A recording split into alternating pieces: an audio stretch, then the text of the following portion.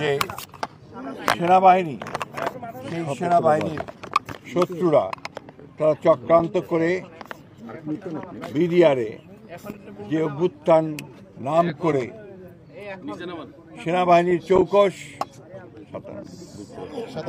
57 জন সেনা কর্মকর্তাকে নির্মমভাবে হত্যা করে এবং একটা তছনছ করে দেওয়ার একটা অবস্থা সৃষ্টি করে সমগ্র নিরাপত্তা ব্যবস্থাকে। এটা বাংলাদেশের শত্রুদের উদ্দেশ্য ছিল, প্রধান উদ্দেশ্য ছিল বাংলাদেশের নিরাপত্তা ব্যবস্থায় আঘাত হানা এবং বাংলাদেশের সেনাবাহিনীর যেন মনোবল নষ্ট হয়ে যায়, যেন তার দুর্বল হয়ে যায়, সেই কারণে এই ঘটনাগুলো ঘটনা হয়েছিল। সবচেয়ে দুর্ভাগ্যের বিষয়, তখন যারা রাষ্ট্র ক্ষমতায় ছিলেন, হাসিনার নেতৃত্বে আওয়ামী লীগ, তারা অত্যন্ত পরিকল্পিতভাবে এই ঘটনাটির সঙ্গে যোগ সাজশ করে যথাসময়ে যথাযথ ব্যবস্থা গ্রহণ না করে তারা এই ঘটনাগুলো ঘটতে দেন।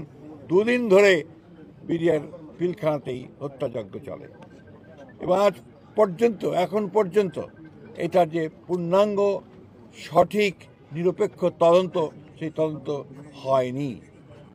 আমরা সরকারকে ধন্যবাদ জানাতে চাই যে সরকার অন্তত এটাকে শহীদ সেনা দিবস হিসেবে ঘোষণা